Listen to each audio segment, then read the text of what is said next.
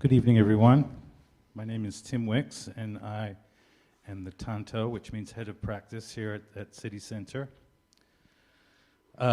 Welcome.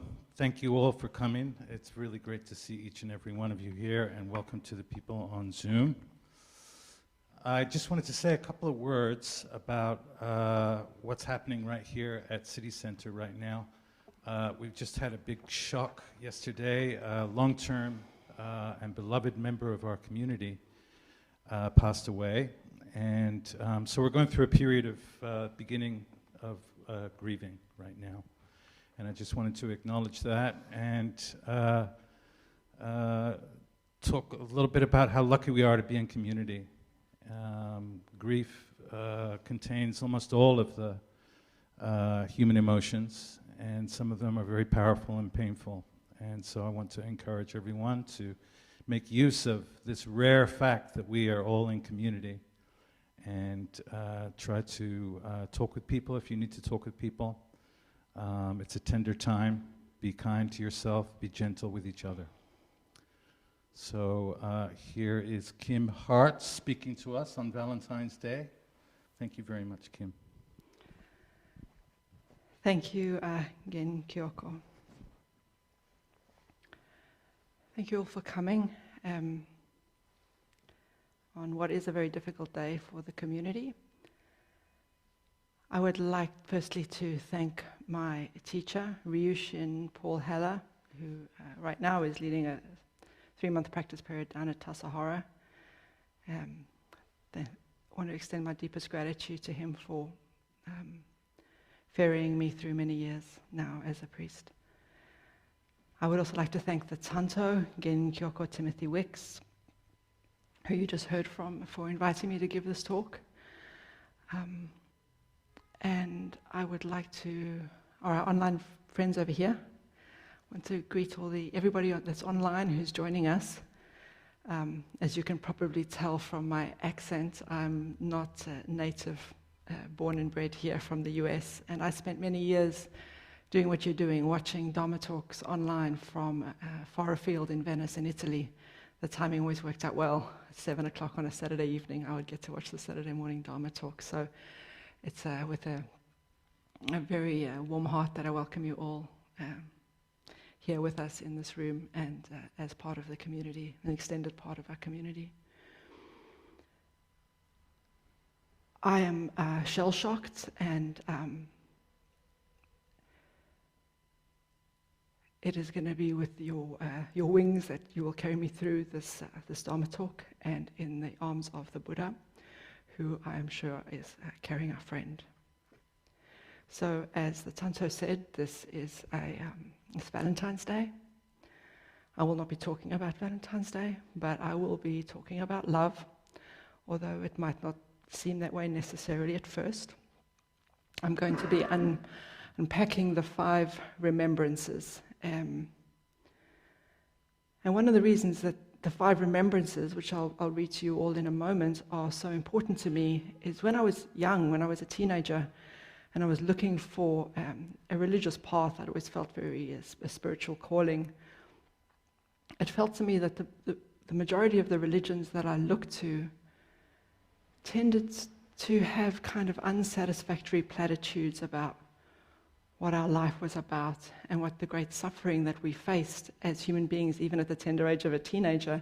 You know, we face a lot of suffering, and none of the religions really addressed them until I read the 5 remembrances, and I was really struck by how unflinchingly they reminded me of what our life is about. Really, they regard life's fragility and our own true inheritance, and they are they're attributed to the Buddha himself, and they're embraced by Dharma communities across all the Buddhist traditions. So the 5 remembrances are: I am of the nature to grow old. I cannot escape growing old. I am of the nature to have ill health, and I cannot escape having ill health. I am of the nature to die, and I cannot escape death. All that is dear to me and everyone I love is of the nature to change. There is no way to escape being separated from them. My actions are my only true belongings. I cannot escape the consequences of my actions. My actions are the ground upon which I stand. They're pretty powerful. The Buddha himself said, these are 5 facts that one should reflect on often, whether one is a woman or a man or anywhere in between, lay or ordained. And when I read these 5 remembrances to various friends of mine over the years, I was surprised that the vast majority of people found them depressing. And I didn't. I really found them enlivening because they spoke to me of the preciousness of our life. The first 3, of course, are what led the Buddha to become the Buddha, to go in search of understanding the suffering that we face as human beings. For those of you who are unfamiliar, and I imagine most of you are familiar, I'll briefly go over the story of Gautama Buddha, who was born and raised a prince, in very, very wealthy and privileged. He was leading a very wealthy and privileged life, and really hadn't seen much of human suffering at all. And so as a young man, decided that he really wanted to leave these these palace walls. He wanted to leave the palace, he wanted to go beyond the walls and just move amongst the people and see what life was like for ordinary people. And so he ventured out and was shocked when he saw first an old person. He had not seen an old person before. He saw somebody old and hunched over and struggling. Then he saw somebody who was sick and in a lot of pain. And then he saw a corpse. He saw somebody who was dead. And here you have your first 3 remembrances: old age, sickness, and death. And then we have these last 2. All that is dear to me and everyone I love is of the nature to change. And that speaks of one of the great tenets of Buddhism, impermanence. It underlines and underpins all of our teachings. Anicca, or emptiness. And there is no way to escape being separated from them. And right there we have dukkha, we have suffering, unsatisfactoriness. You know, everything is going to change. Things are not going to go the way that I want them to go. Things are not going to go the way they should go. And there's going to be times when life is hard. I can't keep the perfect thing. In fact, I can't even keep anything.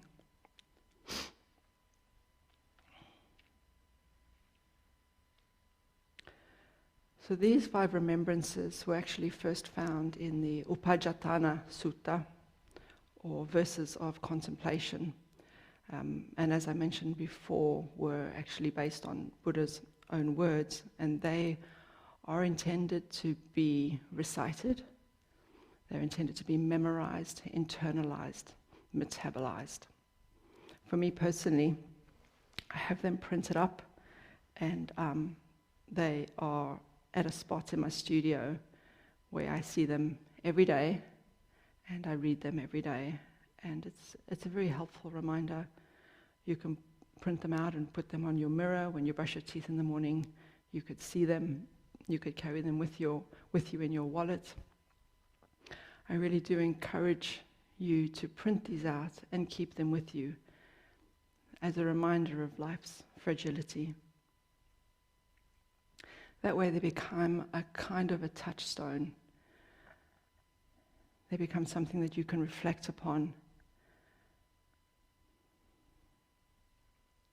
That we're of the nature to grow old, get sick, we're of the nature to die, and we're of the nature to lose the people that we love. So facing these hard truths, this is the Zen way. And as is our practice, we don't look away. We sit zazen, we face the wall. What comes up, and we don't look away. I had an example of this where I saw how facing the difficulty was really supportive. My father died from a brain tumor when I was about 28 years old, and he'd been diagnosed with it, and he had survived, and miraculously it looked like it had gone away, and then it came back with a vengeance, and the doctors gave him 6 months to live. And it was so interesting. I was living in the UK at the time, and I flew out to South Africa to live with him for a few months, just to support him and to support my stepmom. He was having a lot of seizures. It was hard. And it was really interesting to me because there would be friends who would come around to visit him. These are neighbors, people from the local church, well-meaning and good people were coming to visit my father. And as soon as he said he's dying, without exception, "No, you're not. You'll be fine. You'll see. It's fine." He's like, "No, I'm dying." And they're like, No, you mustn't think like that. You need to stay positive. You know, you're not going to die. It's fine. And their reticence to look in the face this great matter of death, it was suffocating him. My poor father wasn't able to deal or process with the people he loved, what he was going through. So I was very lucky by that point. I'd been practicing for a little while, and I was able to speak to him one evening and say, how are you doing? And he told me, you know, there was relief for him in facing it. The courage that it took for me to face it with him offered up a certain solace and a relief, like I said. And that way, death and illness becomes non-stigmatized. This is a gift we can offer the people around us, so that death and illness is not stigmatized, because it is our true inheritance. It is our life. It's actually a precious part of our life. When you see somebody who is suffering, don't kid yourself. That person is showing you the nature of your own life and how precious it is. You might not feel it acutely at that time, but that person's showing you what it is to be human and to face the truth of your own life. The Buddha says, "Now a disciple of the Noble Ones considers this: I am not the only one subject to aging who has not gone beyond aging. To the extent that there are beings, past and future, passing away and re-arising, all beings are subject to aging, have not gone beyond aging." He says this about sickness and about death. To the extent that there are beings, past and future, passing away and re-arising, all beings are subject to death, have not gone beyond death. I used to go with one of our dear members to offer funeral services to the homeless. And I was so struck by the language that was used in these services. He was kind enough always to offer non-denominational services, which I was automatically thought was a lovely thing. But he always said,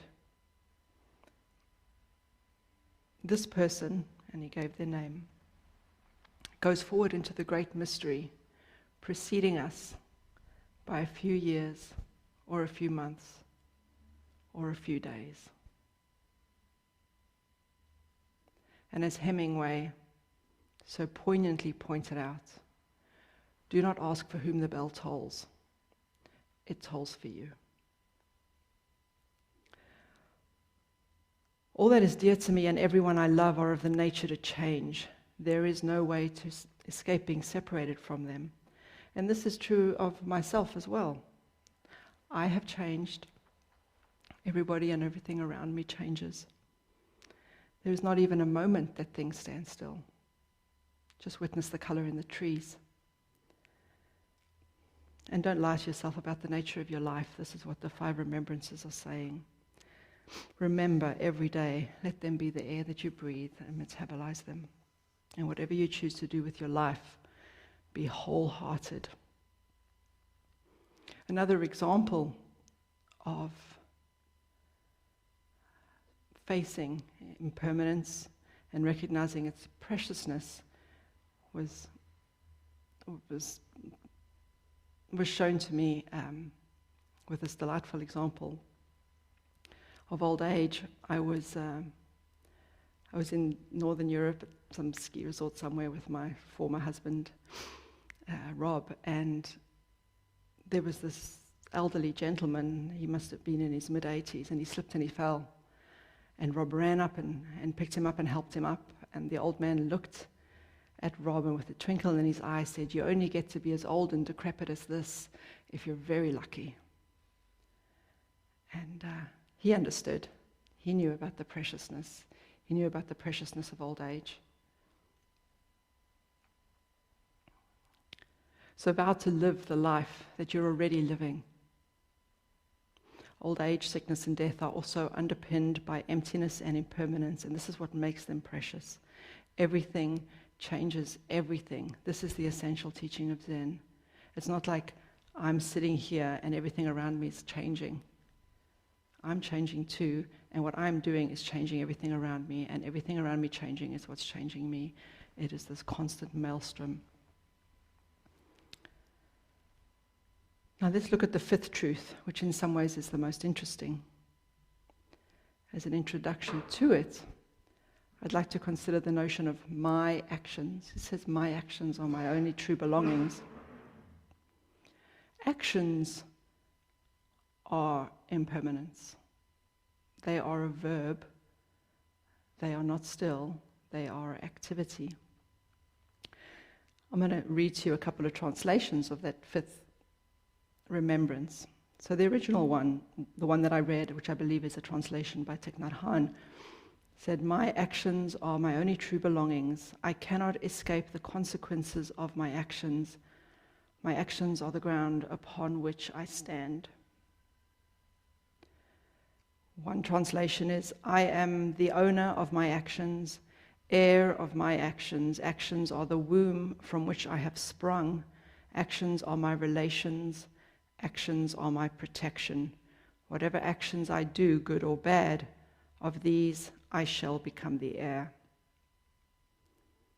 And a third translation is, "I am the owner of my actions, heir to my actions, born of my actions, related through my actions, and have my actions as my arbitrator. Whatever I do for good or for evil, to that will I fall heir."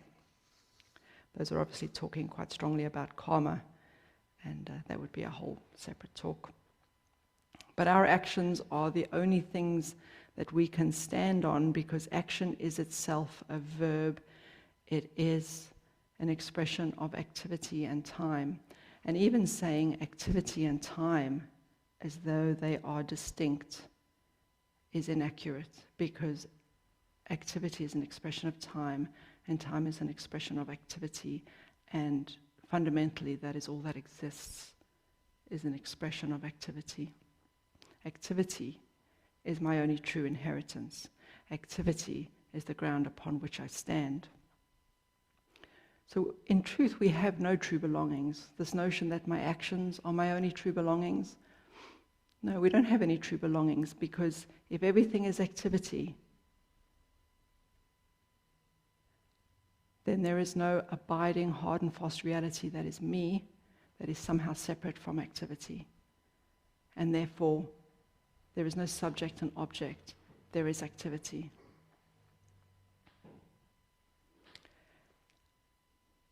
And only activity.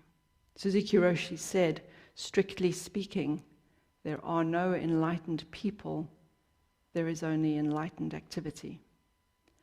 And I would even make that even more nuanced by saying there is only enlightening activity, because it is a continuous activity of body, speech, and mind. And every moment that seems to pass is so excruciatingly precious. But we get used to them passing, and eventually we solidify them, thinking that in some way they exist outside of their activity.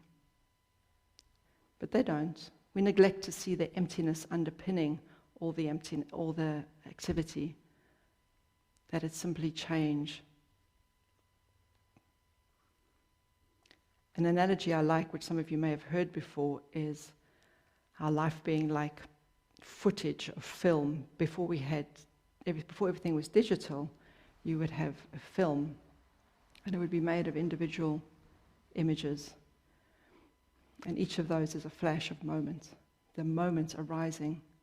But it goes by so fast that we think there's a continuous. And we think, and we're given the impression that there's something that's continuous and contained.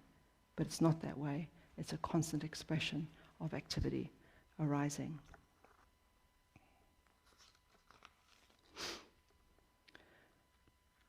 So this is a call to pay attention to the present, which is the only place that we can engender effect.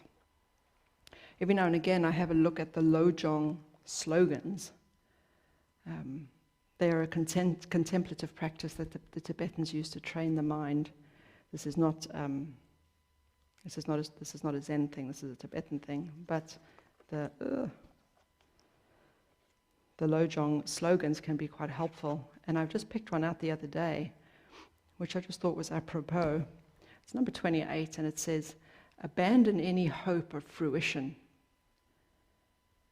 The commentary is, the key instruction is to stay in the present. Don't get caught up in hopes of what you'll achieve and how good your situation will be someday in the future. What you do right now is what matters. Our actions are our only true belongings. They are the ground upon which we stand. Activity is all that exists. What you do now is what matters.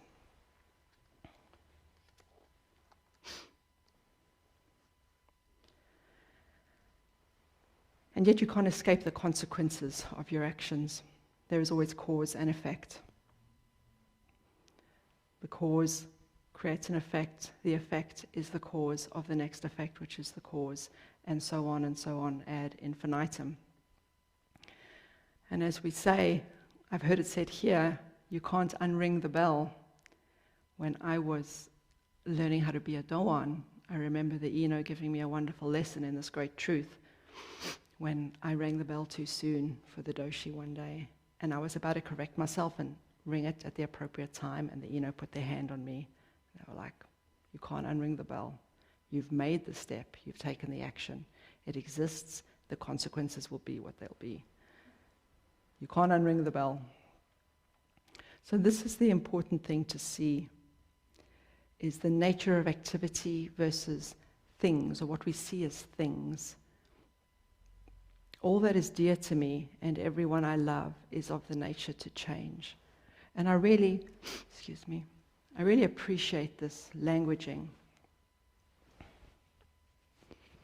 For the longest time, after I initially read the remembrances, I just thought, it's all about losing stuff. You lose your health, you lose your life, you lose your youth, you lose your people. But then I'm like, no, that's not the words. That's not the words. They're of the nature to change. You don't lose them. And when you look very closely, you recognize that you can't lose something that you never had.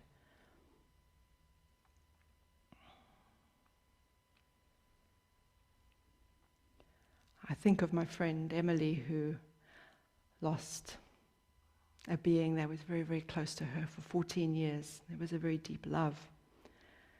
And how much I appreciated her wisdom when she said to me that she didn't lose him, but had gratitude instead for the 14 years that they spent together.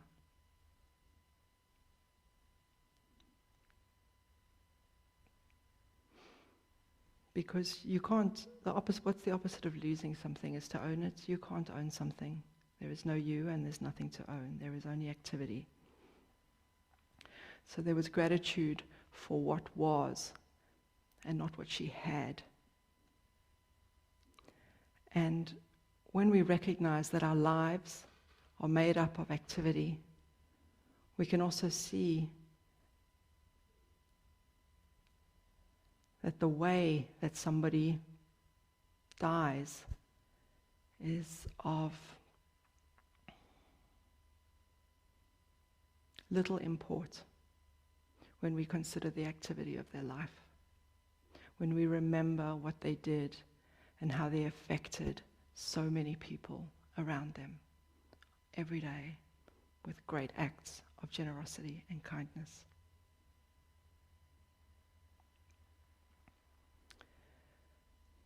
Emily also said that the sorrow around the passing of a loved one is really love on a different level. And love is not a noun, love is a verb. Love is an action. It is an activity, and it is the ground upon which we stand. So don't let there be anything residual. Love completely with your whole heart and your whole being. Paul Ryushin, my teacher, gave me a wonderful lesson. He gives me many of them, but they're often very subtle. You have to pay very careful attention when you're Paul students. And one of the lessons he frequently gives me, in his own subtle way, is I would go to him and I'd be excited about some piece of news. Oh, this great thing I just bought, or some wonderful conversation I'd had, or feeling really good, or whatever it might be, some good thing. And instead of being, oh, that's good, I'm glad you've got that, or I'm glad you bought that, he always says, long may it last. And it's this wonderful reminder about the 5 remembrances. Things change.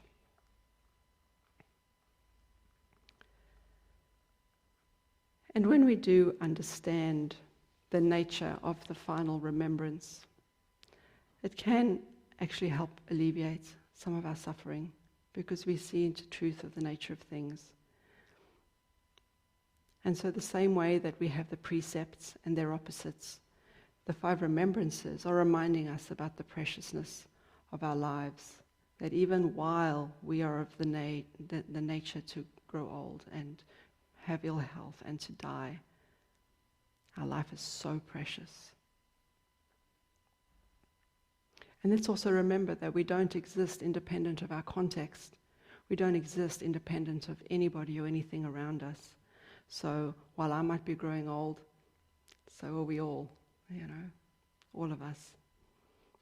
So vow to live the life that you're already living with all beings. Because your life is already living you.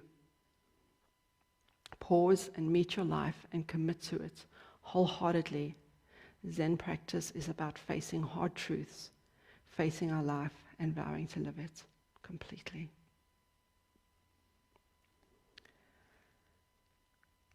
I am of the nature to grow old. There is no way to escape growing old. I am of the nature to have ill health. There is no way to escape having ill health.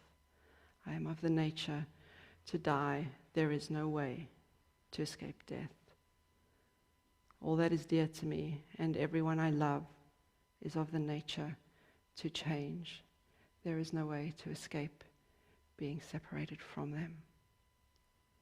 My actions are my only true belongings. I cannot escape the consequences of my actions. My actions are the ground upon which I stand. Thank you.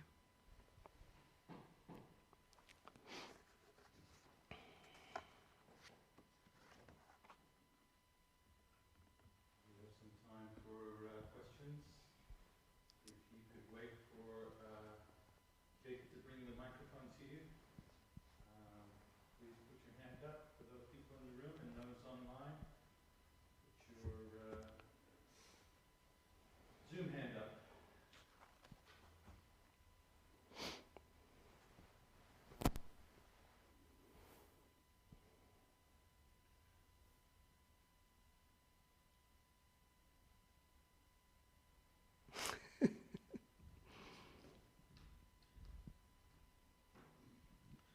Thank you very much, Kim.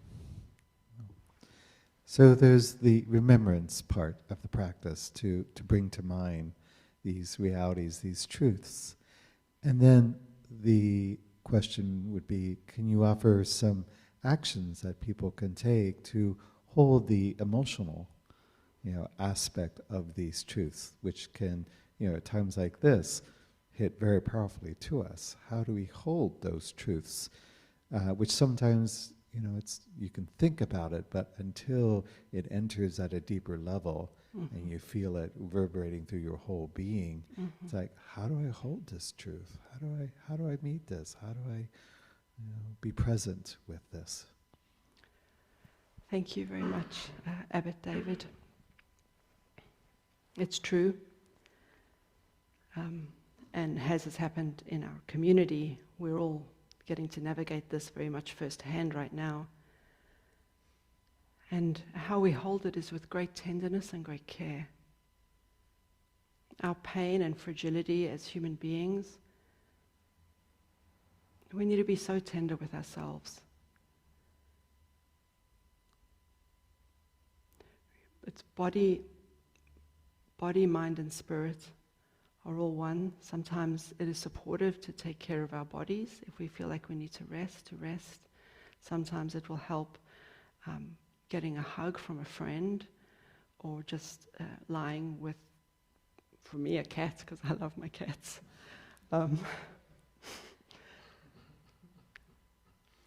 Sometimes it's mental. Sometimes we need a break. We need to go watch a comedy or something. Or sometimes we need to sit. Yesterday evening, Zazen, it was wonderful to sit with so many people because we want to sit quietly and calmly with community. Sometimes we need to stimulate the mind. I went and listened to some Dharma talks yesterday on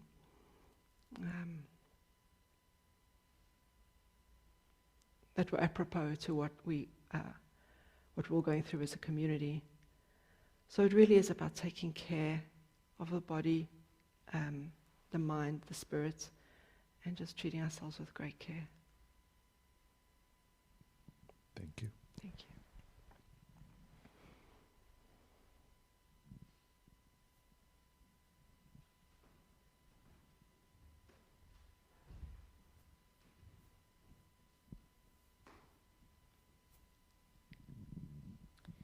Thank you for your talk, for bringing up the 5 remembrances. They've been very helpful to me also. And what comes up for me is gratitude. And I'm aware of how fragile life is, including mine. And yet I've been able to stay strong and healthy for many years. And that brings up gratitude for me for this life and the conditions that make it possible. So I'm wondering if you could say anything about the connection for you, or if there is one, with gratitude. Absolutely. I'm sorry I didn't impress more upon that in my talk, because I feel that that is so central, that these 5 remembrances are really teaching us how precious our life is, and that if we understand how fleeting and fragile it is, there can't be any response except for a deep, deep gratitude. Deep, deep gratitude. Yeah, I mean, that's all there is to say about that. Thank you.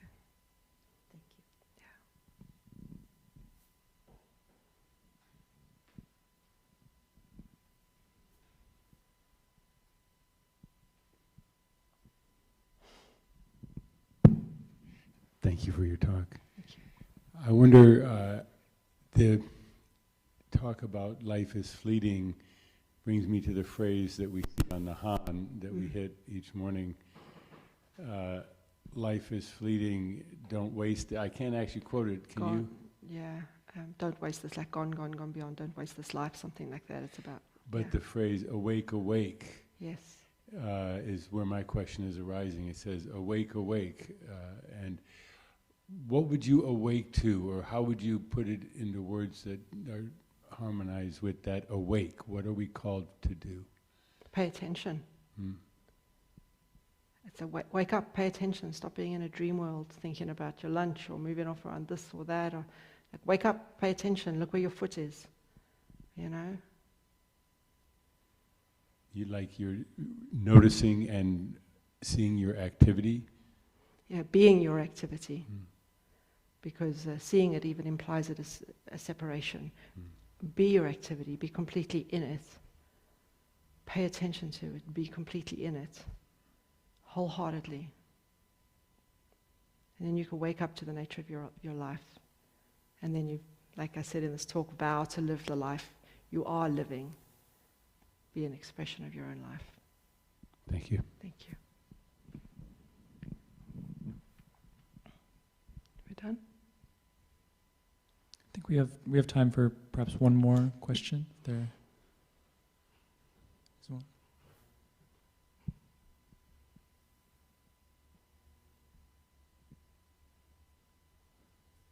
Oh, there's a lady at the back.